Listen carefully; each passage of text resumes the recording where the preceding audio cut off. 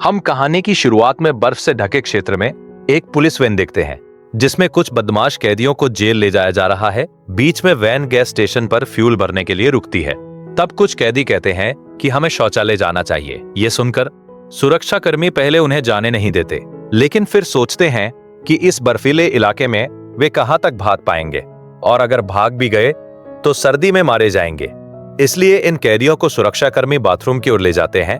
कुछ देर बाद सभी कैदी बाथरूम से बाहर निकलकर वापस वैन में बैठ गए, लेकिन तभी ऑफिसर क्रेवन नामक एक कैदी को वैन में वापस नहीं लाया। और जब गार्ड वॉशरूम में जाता है तो वह क्रेवन नाम का वह कैदी वहीं खड़ा देखता है। बाद में वह गार्ड क्रेवन को पकड़कर उसे बाकी कैदियों के साथ जेल में लाता है और उसे जेल में बंद कर देता है। लेकिन क्रेवन का रूम पार्टनर यहाँ कहता है कि मुझे इस सेल में किसी और का आना अच्छा नहीं लगता। तब क्रेवन कहता है कि टेंशन नहीं लेना चाहिए, वैसे भी मैं कुछ दिन ही यहाँ रहूंगा। अब क्रेवन जेल में अपनी पहली रात बिताता है। अगली सुबह जेल के पुराने कैदी उसे हल्के में लेके मार डालते हैं।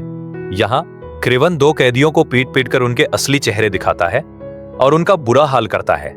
अब गार्ड्स क्रेवन को जेल में दो कैदियों को मारने के आरोप में गिरफ्तार कर साइमन नामक वार्डन के पास ले जाते हैं। साइमन क्रेवन बताता है कि मैंने सुना है कि आप यहाँ दो कैदियों को मार डाला है। ठीक है, आज आपने सब कुछ किया, लेकिन फिर से ऐसा नहीं करना चाहिए और अगर आप यहाँ रहना चाहते हैं तो डिसिप्लिन से रहना चाहिए, नहीं तो मैं तुम्हें सुधारने के लिए कुछ उपाय खोज सकता हूँ।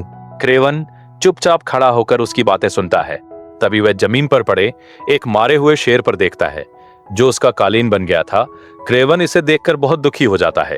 तब वार्डन आपसे पहले क्या कर रहे थे और वे यहाँ कैसे पहुंचे? जवाब में क्रेवन कहता है कि मैं एक हंटर हूं और आप जैसे लोगों का शिकार करता हूं।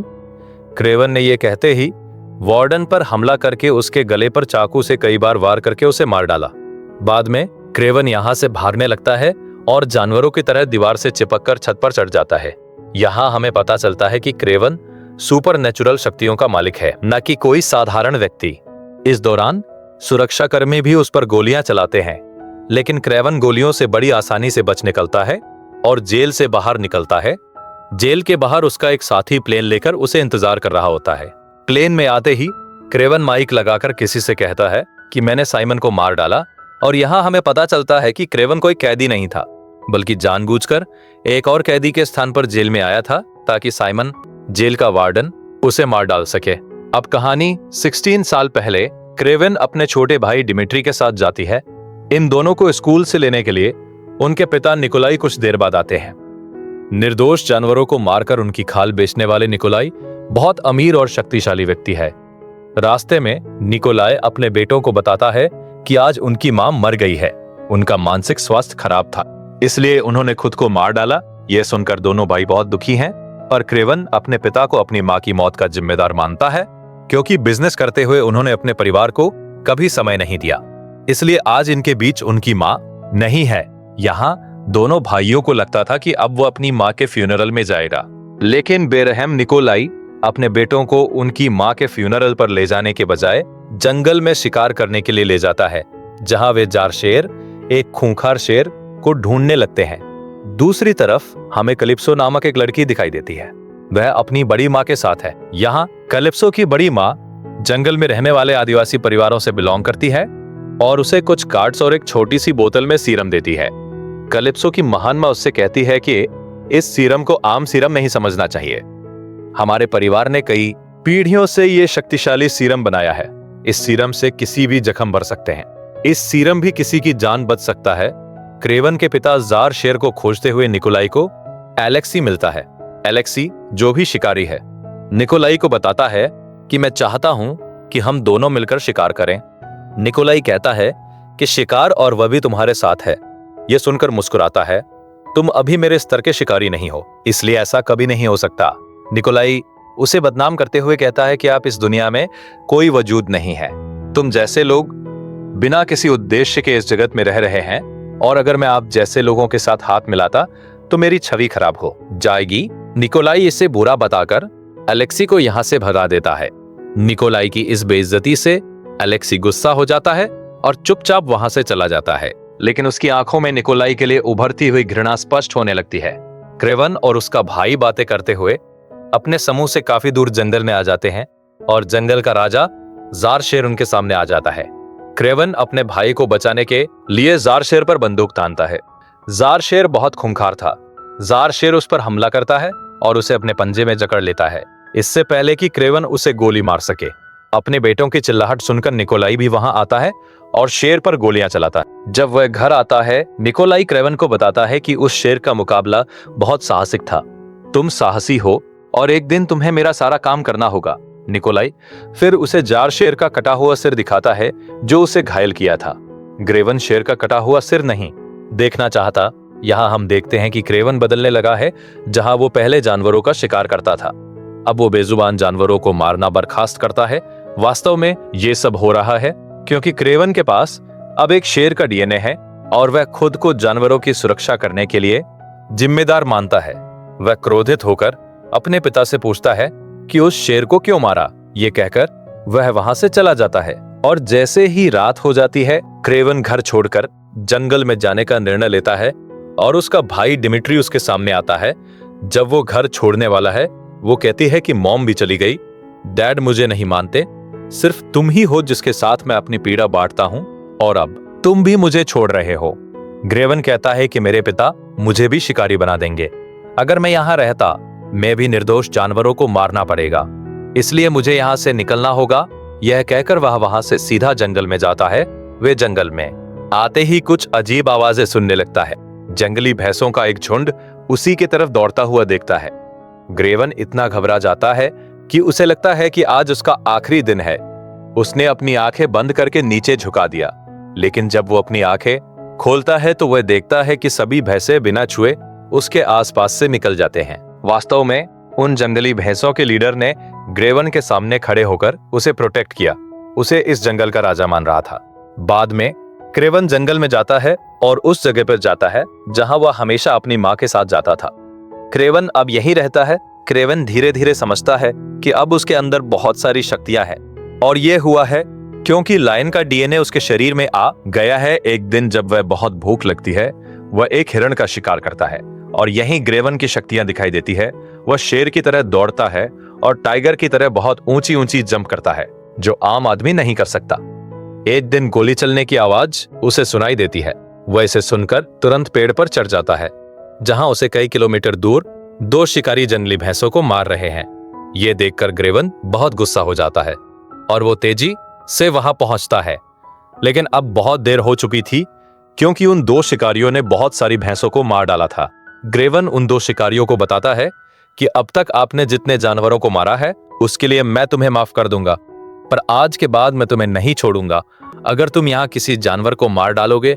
ये सुनकर शिकारी हंसते हैं और क्रेवन पर बंदूक तानते हैं, लेकिन वे नहीं जानते थे कि वे किससे पंगा ले रहे हैं। क्रेवन उन दोनों शिकारियों को बिजली की रफ्तार की तरह मार डालता है और यहीं से कहानी शुरू होती है, जहां क्रेवन ने जेल के वार्डन को मार डाला और उसी जंगल में वापस आ गया है जो स्थान वो पहले रहता था। अगले दिन उसे पता चलता है कि जंगल में कुछ शिकारी फिर से आए हैं और जंगली भैंसों के सींग काटकर उन्हें ले जा रहे हैं, लेकिन शिकारी यहां से निकलने से पहले क्रेवन उनकी कार के सामने आकर खड़ा हो जाता है। वास्तव में एक शेर का डीएनए होने के कारण क्रेवन अब खुद को इस जंगल का राजा मानता है और शिकारियों को यहां से भागने से रोकता है। शिकारियों का लीडर गुस्से में अपने ड्राइवर से गाड़ी क्रेवन पर चढ़ाने को कहता है, जिस पर ड्राइवर सीधा जाकर गाड़ी चढ़ा देता है, लेकिन क्रेवन गाड़ी के नीचे से निकलकर सभी को मार डालता है एक एक करके, लेकिन वहां एक शिकारी निकल जाता है। तभी क्रेवन लाइन विजन से भागने वाले शिकारी की गाड़ी का नंबर नोट करता है और शिकारी को उसके मालिक के कार्यालय में ले जाकर सब कुछ बताता है। लेकिन हम देखते हैं कि क्रेवन शिकारी के मालिक को मारने से पहले ही वहां आ गया और क्रेवन को भी मार डाला। वही हम कैलिप्सो नाम की उस लड़की को देखते हैं जिसने क्रेवन को सीरम पिला के उसे बचाया था। अब वह एक वकील है और आज वो अपनी एक दोस्त के फ्यूनर पर है जिसके साथ सिमियन ने उसे जबरदस्ती मार डाला था। क्रेवन ने वहीं जेल में सिमियन को मार डाला था और अब क्रेवन कैलिप्सो के पास आता है। दरअसल क्रेवन इस कार्ड को देखते हुए कैलिप्सो के पास गया था। यहाँ क्रेवन कैलिप्सो को बताता है कि मैं वही व्यक्ति हूँ जिसने एक बार जंगल में आपकी जान बचाई थी। क्रेवन को जिंदा देखकर कैलिप्सो खुश होती है और बताता है कि वह अपने दोस्त। क्रेवन उससे कहता है, तुमने मेरी जान बचाई थी और मुझे समझ नहीं आ रहा था कि तुम्हारी मदद के बदले मैं कैसे धन्यवाद दूंगा। और जब मुझे पता चला कि तुम्हारी एक दोस्त को साइमन नाम के एक आदमी ने मार डाला है जिसे तुम अरेस्ट करना चाहती थी, लेकिन उसका ना कानून कुछ बिगाड़ सकता था और ना तुम कुछ बिगाड़ कैलिप्सो, ये सुनकर कहती है, मैं एक वकील हूं और मैं बिल्कुल भी नहीं चाहती थी कि तुम उसे मार। तुम लोगों का बिजनेस फिर से शुरू हो जाएगा अगर मुझे अपने मालिक की जगह दे दो। ये सुनकर कुछ लोग क्रोधित हो जाते हैं और एलेक्सी को गोली मारने लगते हैं, लेकिन यहां हम देखते हैं कि गोलियां उसकी बॉडी के पार जाने के बजाय उसकी बॉडी को रोक देती है। वास्तव में एलेक्सी अब इतना मजबूत हो गया है कि वह खुद को एक राइनो में बदल सकता है, और राइनो में बदलने के बाद उसकी बॉडी इतनी मजबूत हो गई है कि बंदूक की गोली उसे कुछ भी नहीं कर सकती। वहीं एलेक्सी का शूटर भी यहीं छिपा है। जब लोग उसे फिर से गोली मारने लगते हैं तो उसका शूटर उन सभी को मार डालता है जो उसे अपना लीडर नहीं मानना चाहते थे। ये सब देखकर भयभीत आदमी एलेक्सी को अपना नेता मान लेता है। उस दिन जब वह निकोलाई से मिलकर पार्टनर बनने की पेशकश की, लेकिन निकोलाई ने मना कर दिया। एलेक्सी आज भी निकोलाई से बदला लेने के लिए इस आदमी को निकोलाई के पास भेजता है। निकोलाई ने सोचा कि यह व्यक्ति मुझसे व्यापारिक सौदे करने आया है, लेकिन निकोलाई को जल्द ही पता चलता है कि यह आदमी एलेक्सी के साथ मिलकर मुझे मारने आया है। ये सब जानते ही निकोलाई अपने गार्ड को इन लोगों पर गोली मारने का आदेश देता है और काफी देर तक उनके बीच गोलीबारी होती रहती है। निकोलाई का छोटा बेटा डिमिट्री गोलियों की आवाज सुनकर टेबल के नीचे छिप जाता है और निकोलाई अपने सभी दुश्मनों को मार डालता है। डर से निकोलाई अपने बेटे डिमिट्री को एक टेबल के नीचे छिपा देखता है। निकोलाई ये देखकर गुस्सा हो जाता है और डिमिट्री को नीचे गिराकर उसे बुरा भला कहता है और कहता है कि तुम्हारे जैसा बुद्धिमान बेटा नहीं होता। तो ये सुनकर एलेक्सी क्रोधित हो जाता है। उस समय एक व्यक्ति एलेक्सी को क्रेवन की वीडियो दिखाता है और बताता है कि ये आदमी शिकारियों को मार रहा है। क्रेवन को देखते ही एलेक्सी उसे पहचान लेता है और अपने एक आदमी को उसे मारने के लिए लगाता है। क्रेवन, जिसका आज जन्मदिन था, अपने भाई से मिलने आता है। उस समय उनके पिता निकोलाई भी वहां आते हैं। वह क्रेवन से कहता है कि जंगल में भटकने से अच्छा है कि वह वापस घर लौट जाए, और वह चाहता है कि वह मेरे बिजनेस को संभाले क्योंकि मेरे मरने के बाद यह सब तुम्हारा होगा। लेकिन क्रेवन स्पष्ट रूप से इनकार करता है। बातें करते हुए आधी रात हो जाती है। क्रेवन अपने भाई को अपने कमरे में छोड़ने आता है, लेकिन डिमिट्री उसे रोक लेता है और कहता है कि आज तुम भी यहीं मेरे कमरे में सो जाओ। अपने छोटे भाई से क्रेवन बहुत प्यार करता था। वो अपने छोटे भाई की बात मानकर सोफे पर सो जाता है, लेकिन जंगल में सोफे पर सोने वाले व्यक्ति को कहां नींद आने वाली थी। वह बाहर गार्डन में सो जाता है और अगली सुबह अपने भाई के कमरे में जाता है तो बेडशीट पर खून के निशान देखता है। दरअसल उसके भाई को किडनैप करके कुछ लोग उसके साथ ले जा रहे हैं। दौड़कर बालकनी में जाते हुए क्रेवन अपने छोटे भाई को कुछ लोगों ने गाड़ी में किडनैप करके ले जा रहे हैं। अब क्रेवन बिल्डिंग के शीशे से नीचे कूदकर अपने भाई को बचाने के लिए उस कार के पीछे तेजी से दौड़ता है, लेकिन गाड़ी काफी तेज थी। लेकिन क्रेवन हार नहीं मानता और उस गाड़ी को काफी दूर तक पीछा करता है। लेकिन आखिर में क्रेवन के भाई को उन लोगों ने एक हेलीकॉप्टर में बैठाया। तब भी क्रेवन उनसे अपने भाई को बचाने का प्रयास करता है, लेकिन वो अपने भाई को बचाता नहीं है। अब क्रेवन अपने भाई को खोजने के लिए सीधे कैलिप्सो के पास जाता है और उसे बताता है कि उसके भाई को एक अजीब आदमी ने किडनैप किया है। साथ ही उसे पता चलता है कि उसके भाई को किडनैप करने वाले लोगों ने 20 मिलियन रुपए की मांग की है। क्रेवन के पास पर्याप्त धन नहीं था। वो सीधे अपने पिता से कहता है कि मुझे अपने भाई को छुड़ाने के लिए $20 मिलियन चाहिए, लेकिन निकोलाई पैसे देने से इनकार करता है क्योंकि उसे लगता था कि अगर मैं पैसे देता तो मैं उनके सामने कमजोर दिखूंगा और मैं आज तक किसी के सामने झुका नहीं हूं, इसलिए वो पैसे नहीं देता। निकोलाई को उन किडनैपर्स ने डिमिट्री की एक कटी हुई उंगली भी दी थी, ये साबित करना कि आपका बेटा खतरे में है। इसके बावजूद बेरहम निकोलाई को इससे कोई फर्क नहीं पड़ा। अब क्रेवन, जो अपने भाई से बहुत प्यार करता था, अपने भाई को खोजने लगता है और कैलिप्सो की मदद से उन किडनैपर्स का स्थान भी पाता है। वहां पहुंचकर क्रेवन एक एक करके सभी सुरक्षा कर्मियों को मार डालता है। आखिर में क्रेवन उस किडनैपर को भी पकड़ लेता है जो उसके भाई को मार डाला था।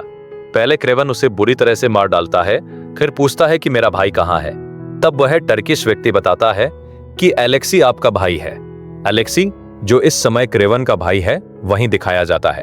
एलेक्सी डिमिट्री पर बंदूक तानकर क्रेवन की जानकारी लेता है, लेकिन डिमिट्री उससे कुछ भी नहीं कहता। अब एलेक्सी चालाकी के साथ डिमिट्री को बहकाने की कोशिश करता है और उसे बताता है कि तुम्हारा भाई क्रेवन सभी शिकारियों को एक एक करके मार रहा है और आखिर में वो तुम्हारे पिता को भी मार देगा और तुम्हारे पिता के मरने के बाद तुम ही उसका सारा काम चलाना होगा। मुझे पता है कि तुम कमजोर हो और घर में तुम्हारी बात बिल्कुल भी नहीं सुनी जाती। एलेक्सी कहता है, पीठ में एक पाइप जोड़कर डिमिट्री को राइनो में बदलने वाली शक्ति दिखाता है, लेकिन मैं तुम्हें एक विशिष्ट बल दे सकता हूं अगर आप मुझे अपने भाई का पता देते हैं। यह सुनकर डिमिट्री एलेक्सी को अपने भाई क्रेवन का पता देता है, जो एक शक्तिशाली व्यक्ति बनना चाहता है। वहीं क्रेवन कैलिप्सो को अपनी जगह पर लाता है। पिछले 16 वर्षों से वह वहीं रहता है। उसने यहाँ कई विभिन्न प्रकार के हथियार बनाए हैं और अब वह किसी भी तरह से एलेक्सी को मारकर उससे अपना भाई छुड़ाना चाहता है। वहीं डिमिट्री से पता चला होता है कि क्रेवन कहाँ है, तो एलेक्सी अपने एक विशिष्ट आदमी को क्रेवन को मारने के लिए भेजता है और क्रेवन को पकड़ने के लिए अपने कुछ साथियों के साथ जंगल में एक जाल बिछाता है। लेकिन क्रेवन को जल्द ही दुश्मनों का जाल पता चलता है और एक एक करके सभी लोगों को मार डालता है। क्रेवन भी इस दौरान जंगल के जानवरों की मदद करता है और आसपास के लोगों पर हमला करता है। वहीं एलेक्सी का विशेष आदमी क्रेवन, जिसके पास हिप्नोटाइज करने की क्षमता है, क्रेवन को एक जहरीली इंजेक्शन से मार डालता है, जिससे क्रेवन को अजीब तरह से विजन्स आने लगता है और क्रेवन अब पूरी तरह से एलेक्सी के नियंत्रण में हो जाता है। लेकिन कैलिप्सो क्रेवन की मदद करती है और उसके सिर में एक तीर मारकर उसे मार डालती है। इससे पहले कि वे क्रेवन को मार डाले, वह फिर क्रेवन को होश में लाती है। वहीं एलेक्सी अपने परिवार के साथ जंगल में जाता है। अब तक उसके पति ने क्रेवन को मार डाला होगा, इसलिए एलेक्सी खुश है, लेकिन जल्द ही उसकी ये खुशी दुख में बदल गई। वह अचानक जानवरों का एक बड़ा झुंड देखता है जो उसकी तरफ आ रहा है।